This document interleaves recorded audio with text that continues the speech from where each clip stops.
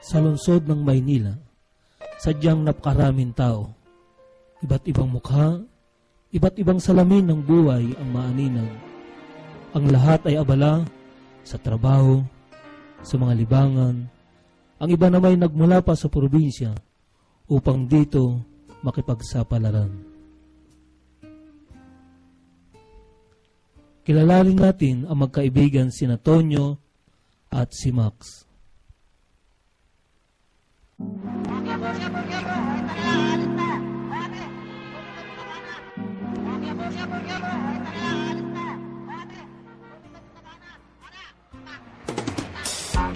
Manila, I keep coming back to Manila. Simply ain't no place like Manila. Manila, I'm coming home. Tonyo, talaga parang napakaganda dili sa Maynila. Oo, kaibigan Max. Siguro naman sa ating pagkokolehiyo, marami tayong matutunan dito. Pero, binilin din ni Lola Paz na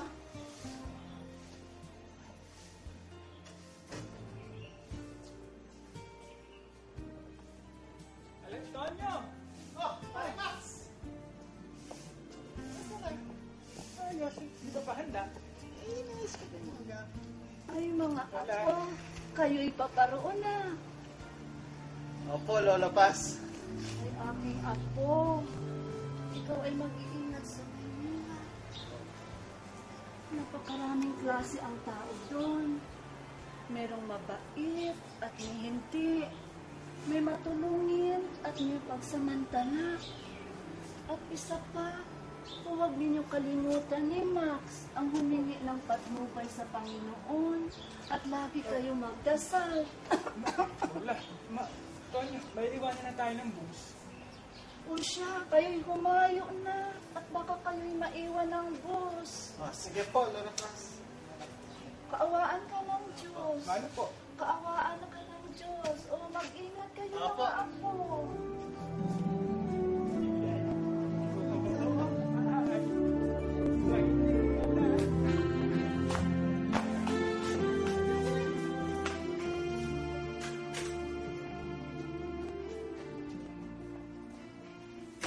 Naalala mo na.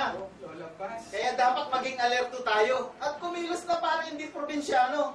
Ang sabi pa niyan, daming loko-loko dito sa Maynila. Kaya ikaw, Max, tanggalin mo na yung punto mong pagsasalita.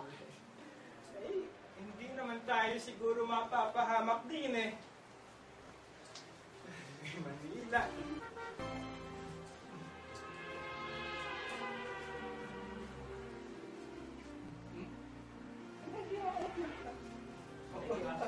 Salamat.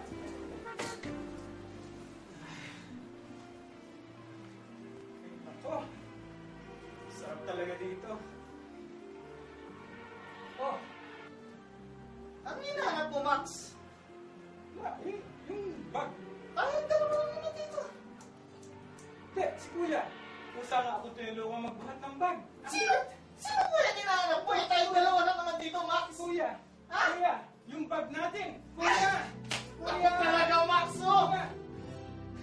Pati wallet, pati pitaka. Ay lae, pati pitaka. Paano na yan?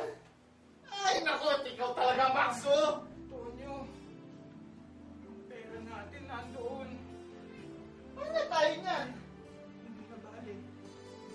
Malapit na dito ang bahay ni Chase eh. Ang Diyan magagawa, lang banda. magagawa natin. Halika.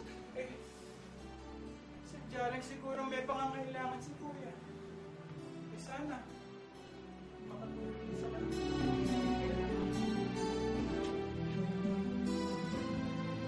Patuloy sa paglalakad ang magkaibigan hanggang marating nila ang isang barong-barong sa isang masikip na iskinita sa lungsod ng Maynila.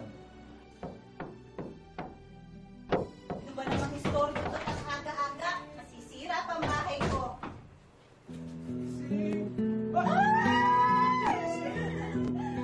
Ang paborito kong pamangkin. Pasok-pasok sa Ano po, kaibigan? Eh, sige. Hindi po mabuti. Ay, ano?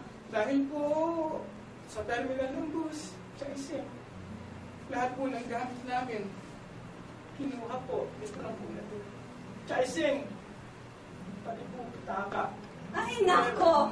Naku, Ayan po naman kasi. Halatang bagong salto sa Maynila. Hindi ganyan ang paghawak. Puti pa siya. Sa susunod, ayus-ayusin yun para hindi kayo parang bagong salto lang sa Maynila. po. At saka, pamangkin ko, ang pangalan ko dito ay Isay. Ayokong tatawagin mo Chaising. Tandaan niyo yan. Ha? Opo. Tingnan mo ang bahay ko. Kala mo sa labas, maliit lang. Pero tingnan mo sa loob. Kompleto ng gamit. Tiyang, ang ganda-ganda. Oo nga. Anak. Kung ganun tiya, dito na muna kayo. Total, mag-isa lang naman ako sa bahay. Naku, maraming pong salamat. Ay, anyway, pamangkin ko. Basta, ipapangako nyo, kayong dalawa, mag-aral kayong mabuti para naman umasenso ang buhay nyo. Tumangat. Opo, tiyang. Maraming pong salamat, Chaising. Oh, sige. Sige, magmerienda muna tayo. Bakit? Tita Isay pala. Hayaan mo na. Halika na rin na kayo. Kumain muna tayo. May hinanda ako sige. Sapagkat ang magkaibigan ay graduate ng valedictorian at salutatorian. Sila ay kapwa tinanggap sa universidad bilang mga scholar. Si Max ay engineering ang kinuha. Si Tonyo naman ay accounting. Dahilan sa si Tonyo ay wala ng mga magulang at tanging si Lola Paz lamang ang nagpalaki sa kanya. At sa katandaan nito, hindi na kaya pang maitaguyod si Tonyo. Kaya naisip ni Tonyo na magtrabaho sa araw at sa gabi naman siya ay nag-aaral. Sa tuwing break niya sa trabaho ay pinupuntahan siya ni Max upang magkasalo silang kumain, magkwentuhan at mangarap.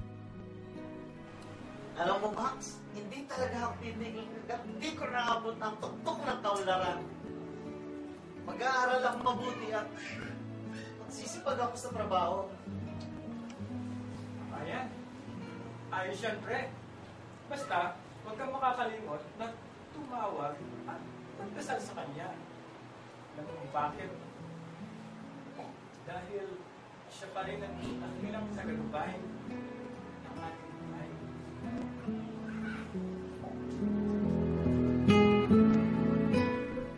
Nang panahong yaon ay mainit din ang politika.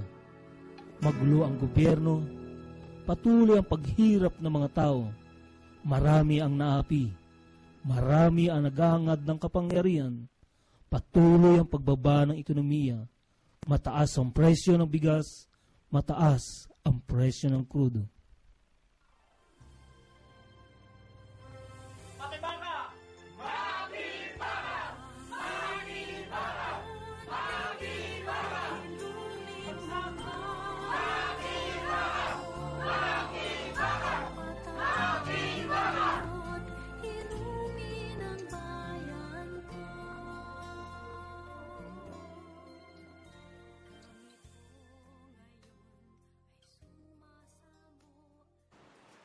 Pare, nakita ko ng babaeng para sa akin.